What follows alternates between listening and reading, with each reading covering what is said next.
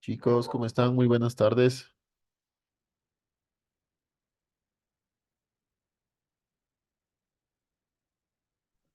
Buenas tardes, Arqui. Chicos, disculpen la demora, estaba en una reunión súper importante y lastimosamente me comió el tiempo. Les comento que, bueno, primero les pido disculpas y les comento a ver, espérenme, eso. Bueno, ya. Entonces, no sé si están todos o desean esperamos unos 2 minutitos. Veamos si es que ya les escribo para que se entren todos, ¿ya?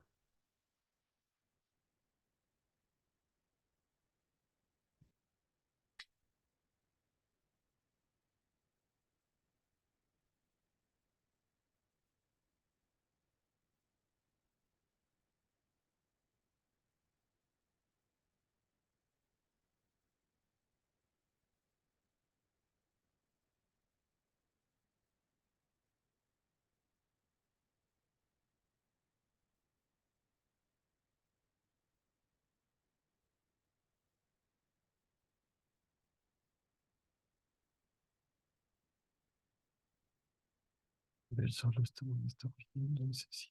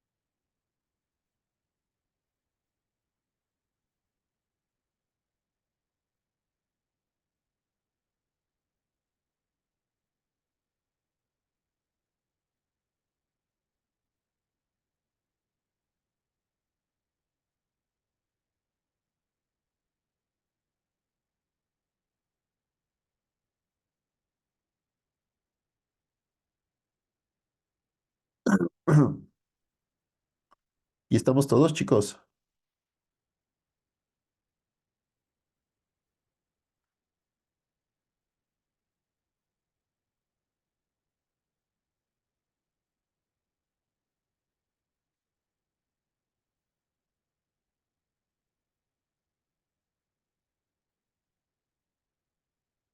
Chicos, ¿y estamos todos para proceder?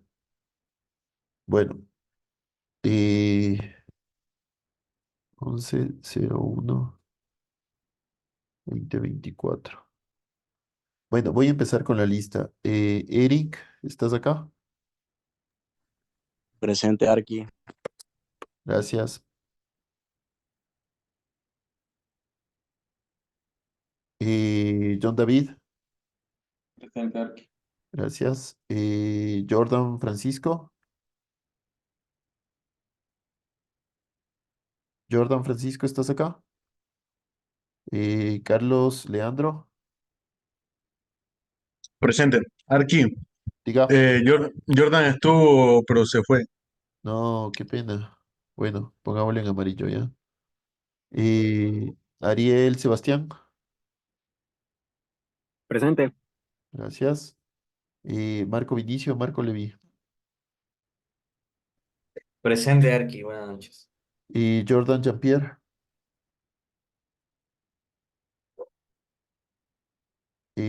Martita, Presente, Arqui.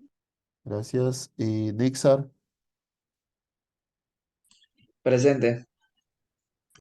Anthony, Presente aquí. Paul. Paul también como que le vi. Sí, estoy presente. Gracias, Paul. Génesis. Estaba al principio, pero estaba con Megas. Dijo que iba a esperar. Bueno, le dejo en amarillo por si acaso, ¿ya? Listo. Ojalá vengan pronto. Bueno, chicos, les comento solo para mostrarles una pequeña cuestión. Actualmente nosotros, o yo estoy trabajando para una empresa pública del municipio y les voy a mandar, y les voy a mostrar cómo, por ejemplo, se presentan los proyectos ya a nivel real. Entonces, por ejemplo, no se genera una conceptualización. Posteriormente, se empiezan a fijar los espacios donde se va a ocupar e implantar los espacios. Se generan fotos montajes o renders. Esto vamos a hacer en la Avenida Patria. No sé si conocen Quito, esto es afuera de la Casa de la Cultura. Los que van a ver o van a venir a la Bienal van a ver todo este proyecto. Estas son las propuestas de implantación, por ejemplo. Y bueno, acá les voy a mostrar otro proyecto.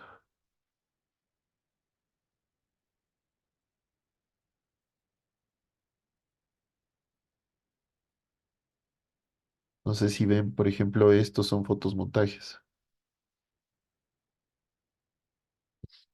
Son fotos montajes. Miren cómo se configura el espacio urbano. Cómo se configura el espacio urbano. Son fotos montajes.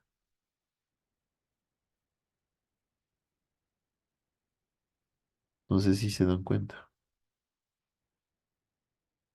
Por ejemplo, presentar elementos o propuestas de color en el espacio urbano para revitalizar.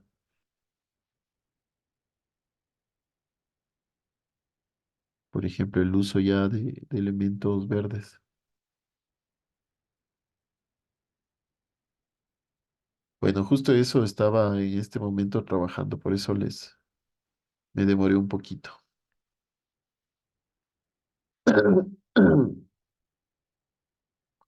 Perdón. Bueno, por otro lado, les pido mil disculpas. Les cuento que estaba saliendo de un proyecto y no, de una reunión y no avancé ya a llegar a la oficina como para poderme conectar. Por eso acabo de apagar la cámara para que no se consuman mucho los megas del celular.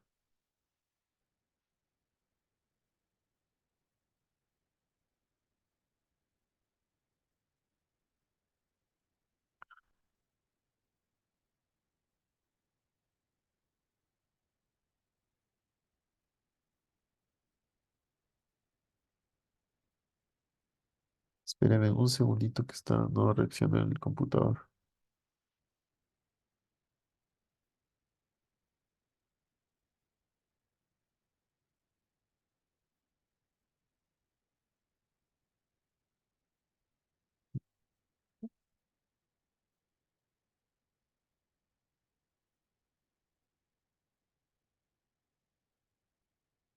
Por ejemplo, este es el proyecto, miren. Hasta que reaccione hasta que reaccione este es el proyecto que estamos haciendo a nivel urbano.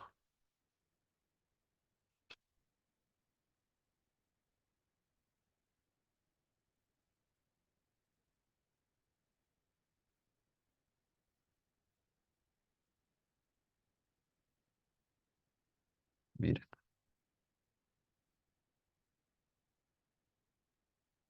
todo esto estamos haciendo a nivel urbano. Ah, no, este no es este es de la línea base.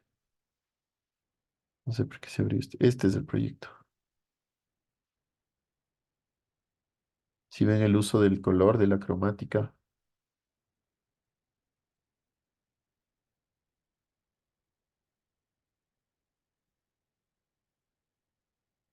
por ejemplo, el utilizar elementos, símbolos de la ciudad, ¿no?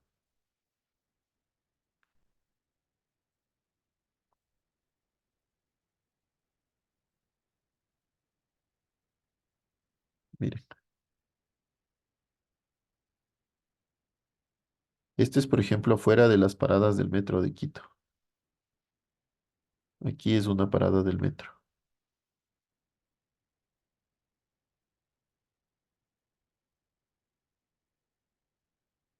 Aquí ven el uso de la cromática, de los elementos. Aquí es una parada del metro de Quito. Y aquí es una plaza. Bueno, veamos si es que ya reaccionó.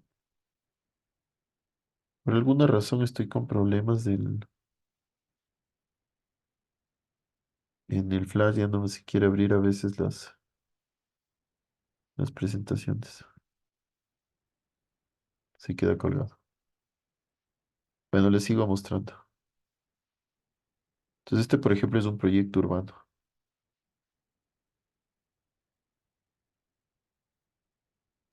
Aquí, Dígame, ¿cómo, cómo llegó a ese puesto en el que está ahorita? no te encacho la pregunta. O sea, ¿cómo llegó a trabajar para el municipio y llegar a ser jefe, lo que es ahora? Chuta, hermano. Con esfuerzo, con dedicación. Siempre tienen que ser los mejores en lo que hacen, o proponerse al menos hacerlo,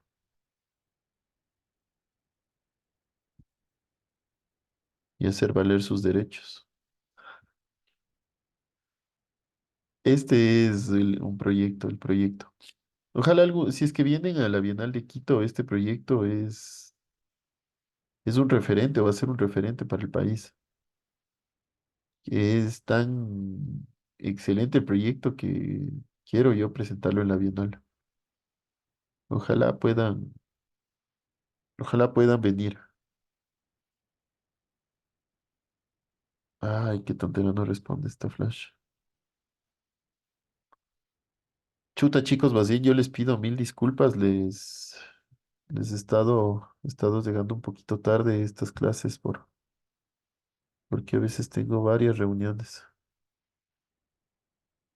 y, y sí se me complica. Ay, esto no es.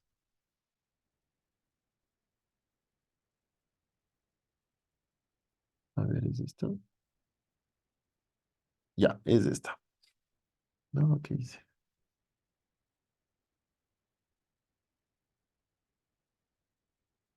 Bueno, chicos, empezando, empecemos. Eh, en la anterior clase ya vimos, o vimos el día sábado, sobre el capitalismo, sobre la Revolución Francesa, cuando se une con la Revolución Industrial, que es inglesa.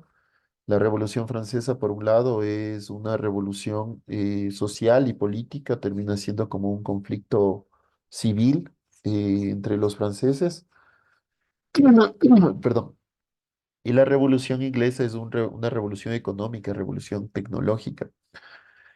La unión de estas dos revoluciones generan lo que muchos lo llaman la edad de la razón.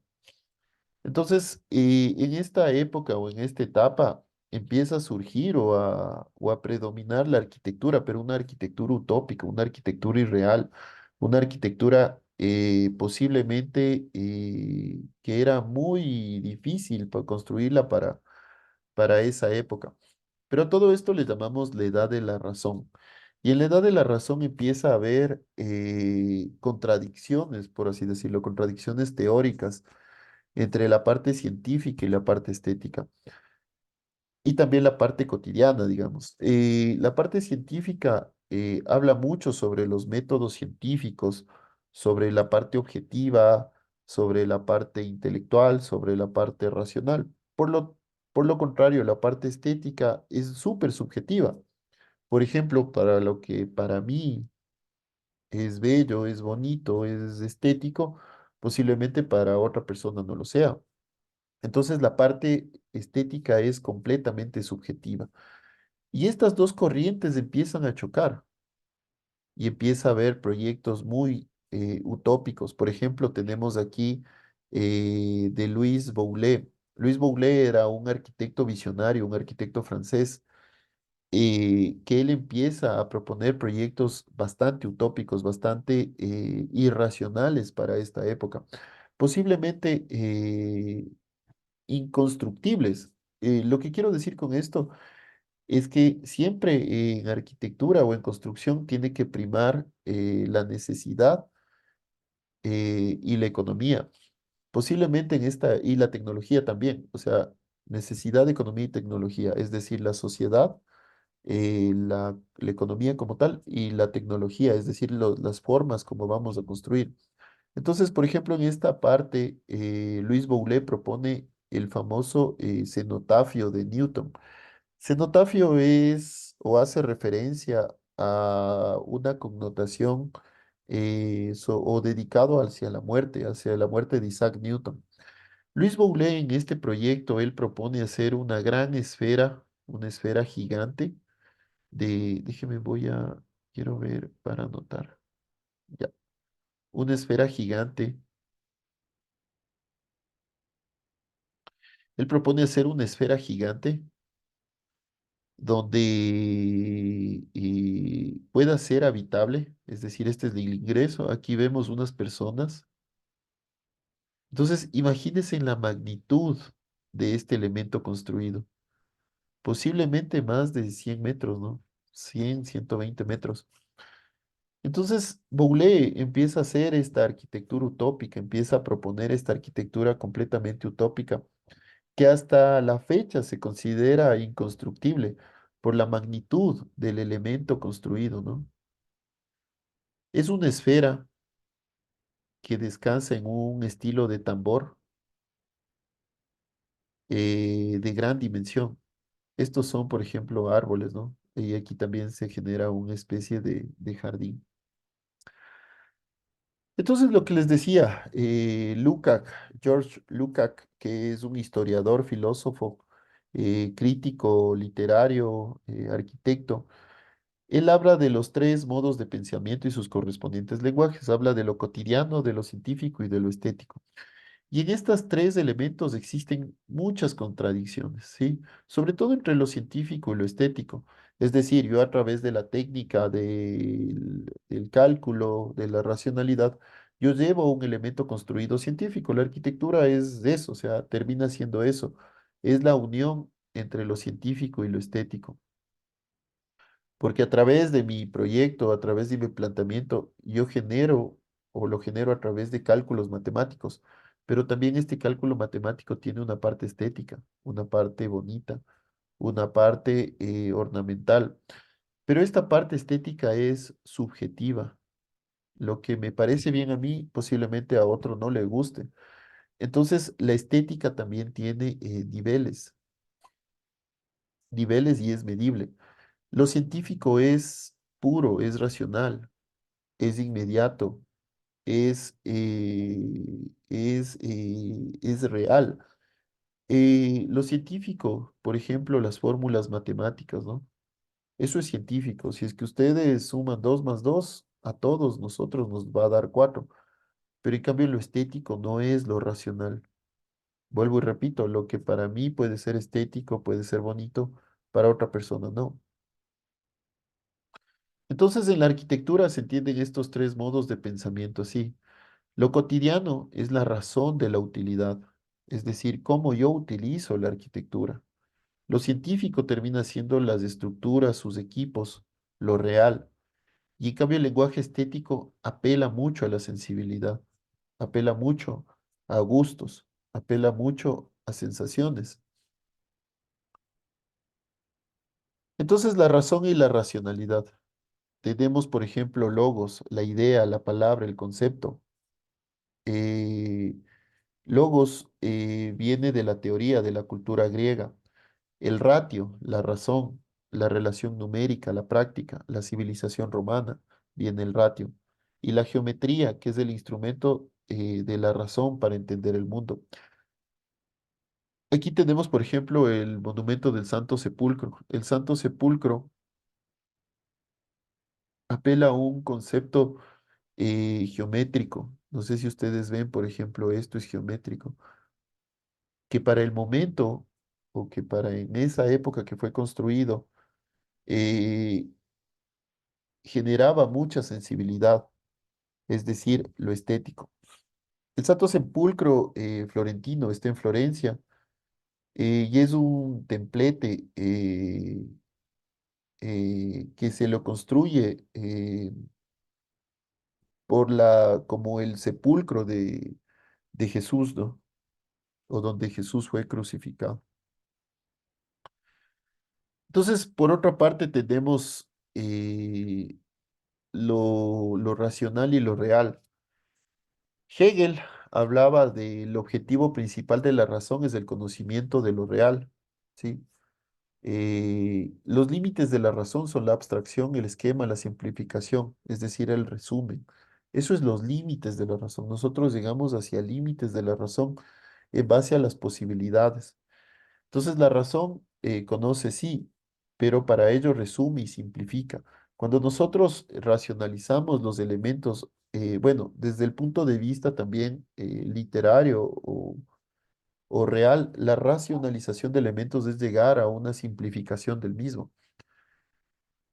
Entonces, la racionalización del elemento termina siendo en base a la ilustración, a lo que nosotros hablábamos ya en en lo que dio gracias a la Revolución Francesa. Entonces, Immanuel Kant, decía que hacía estos tres elementos, el qué, el para qué y los límites. Y en arquitectura, el qué es la lógica, el para qué la ética y los límites son la estética, ¿sí?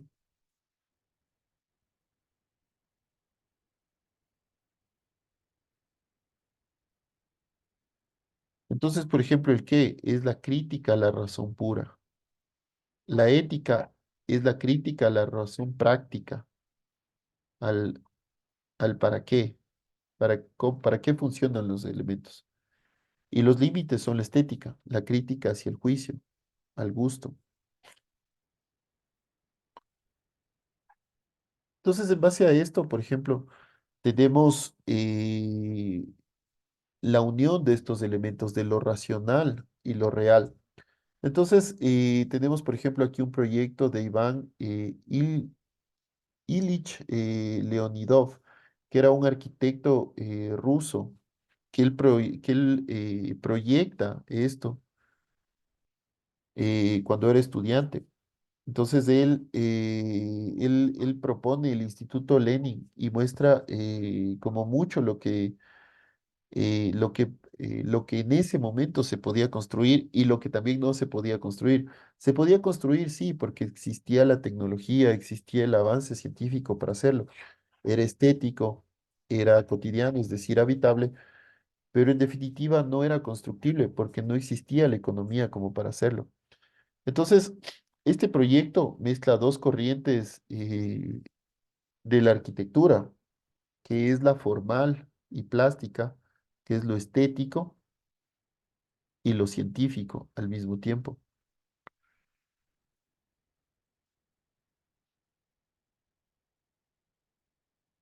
Entonces, pasando a esto, la razón y la racionalidad, la teoría y la práctica.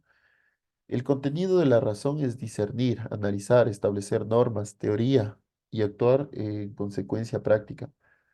El método racional o análisis racional opera según las fases: la observación selectiva, la descripción sistemática, la comparación según un parámetro de reducción, un criterio y clasificación ordenada.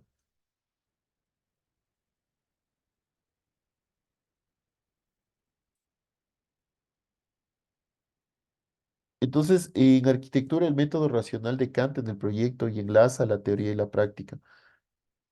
La teoría, perdón, el proyecto no puede existir sin teoría y sin práctica. Es decir, lo que propone, por ejemplo, Leonidov eh, en teoría se puede construir, pero en la práctica, ¿qué sucede? ¿Me explico? Entonces, un proyecto tiene que enlazar todos estos tres elementos, estos dos elementos, perdón, la teoría y la práctica.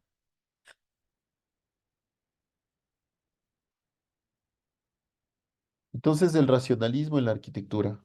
La concepción clásica de la arquitectura es la medida y la proporción, la armonía, la simetría, el orden, el canon formal, formalmente racional. Aquí tenemos, por ejemplo, el proyecto de San Sebastiano de Montua, de Alberti, en donde él, a partir de este proyecto, empieza a generar esta medida y proporción, es decir, armonía, a través de la simetría. Si marcamos un eje, empezamos a generar simetría acá.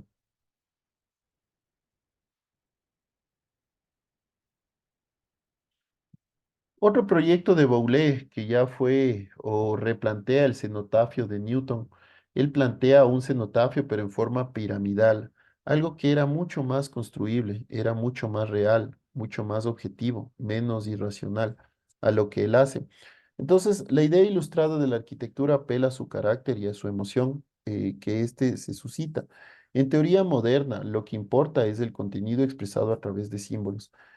Y la pirámide termina siendo el símbolo del conocimiento. Entonces, Boulé, a través de este cenotafio, lo que propone es un conocimiento a través de la arquitectura. Sí.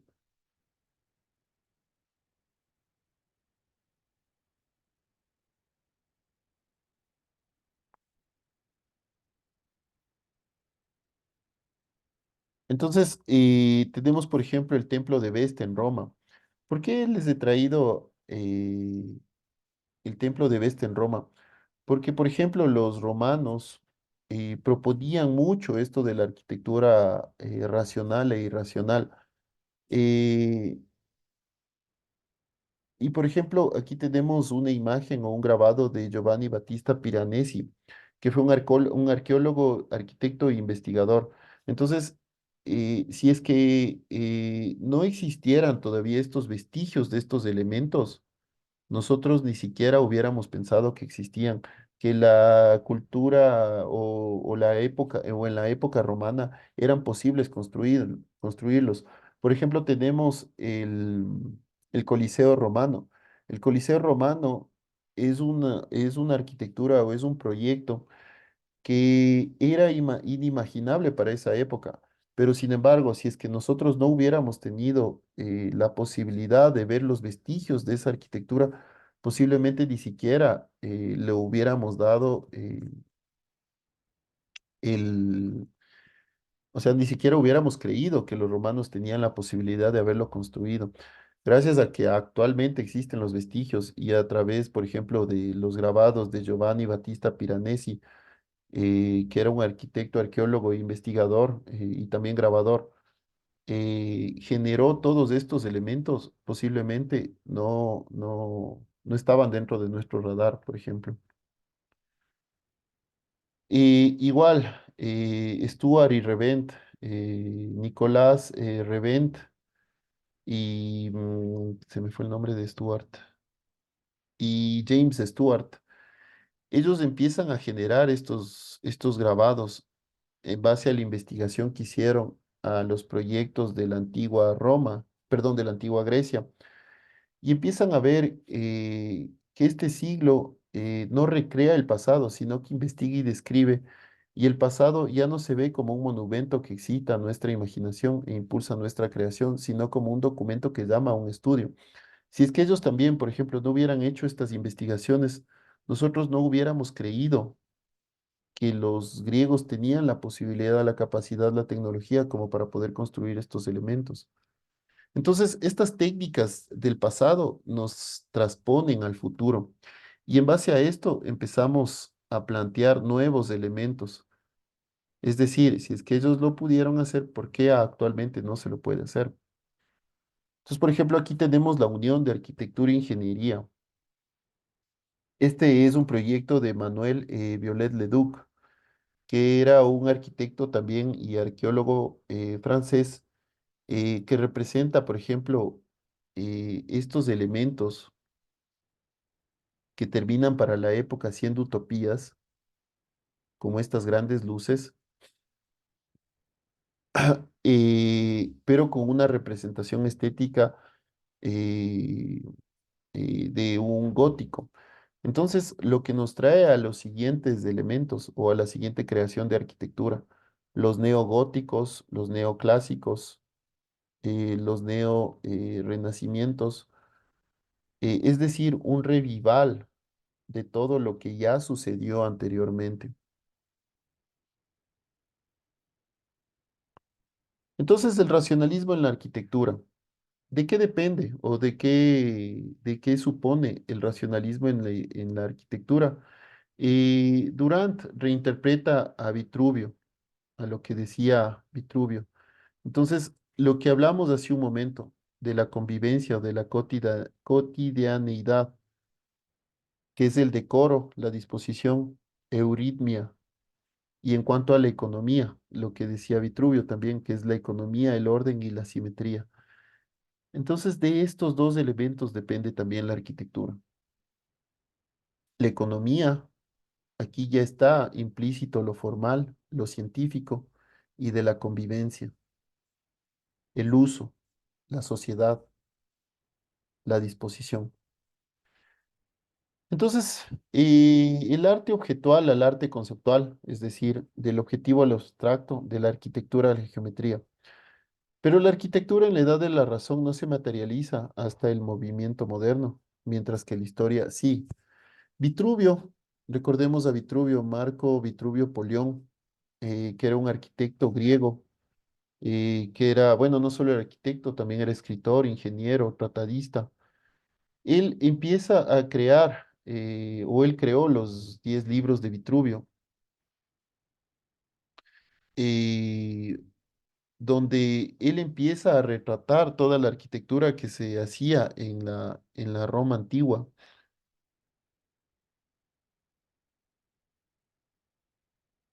Entonces, por ejemplo, tenemos a la arquitectura y la construcción en los modernismos. El ornamento es protagonista, la estructura pasa a un segundo plano o se le enmascara. ¿Qué quiere decir esto? Es que, por ejemplo, actualmente con los modernismos, la arquitectura termina siendo un elemento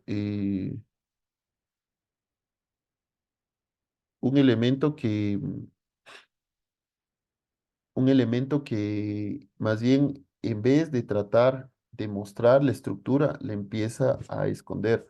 Por ejemplo, no sé si ustedes ven en su casa, ya las estructuras ya no ni se las ve, se quedan escondidos, por ejemplo, en paredes.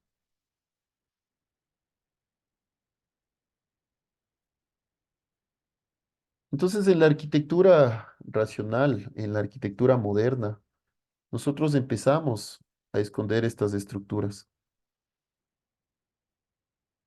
Empezamos o terminamos escondiendo estas estructuras. Entonces los arquitectos historicistas y eclécticos debatían sobre la mayor y mejor racionalidad de clásico o lo gótico. Zumflot en el Panteón de París da forma clásica a la construcción gótica y el Parlamento británico da forma gótica a una construcción clásica. Esto es eh, lo que hablaban los eclécticos, ¿no? Empezar a mezclar estos elementos, el clasicismo con lo gótico y lo gótico con lo clásico. Pero esto termina siendo una liberación del pasado y que da puertas o abre la puerta hacia un racionalismo menos estructural pero más moderno, ¿no? Lo que les decía aquí, por ejemplo. Bueno, lo vamos a ver ahorita. Entonces, por ejemplo, Ledoux, en base al cenotafio de Boulez, empieza a marcar su papel como arquitecto y empieza a generar esta controversia entre el presente y el pasado. eh, y empieza a dar esta forma de desprestigio a lo del pasado, marcando un elemento moderno. Entonces, el racionalismo funcional es necesario desde el punto de vista y llevado al límite. Y esto desemboca en este cementerio que propone Ledoux. Afortunadamente la razón hace tiempo que dejó de pertenecer al Olimpo de los dioses y hoy sabemos de los riesgos, a pesar de lo cual sigue siendo indispensable, indica Ledux.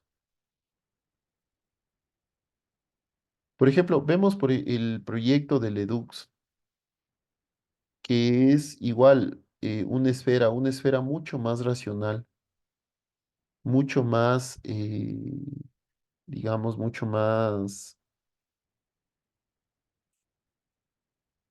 real.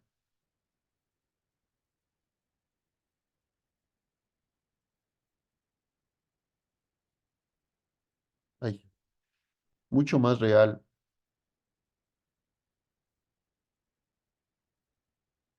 mucho más real. Y podemos ver, por ejemplo,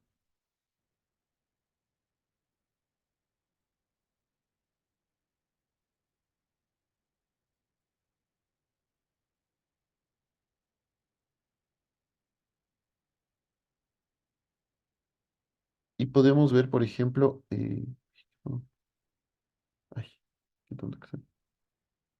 Y podemos ver, por ejemplo, ¿dónde está? Ay, ya. Y podemos ver, por ejemplo, la comparativa entre estos dos proyectos, ¿no? ¿Dónde está? Se me fue. Entre lo que propone Boulez en 1784 y lo que propone Ledoux me parece que este es posterior a lo que propone Boulez, 1784, este debe ser de 1800 y algo, ¿no? O sea, vemos la diferencia desde la magnitud, desde la tecnología, desde el proyecto.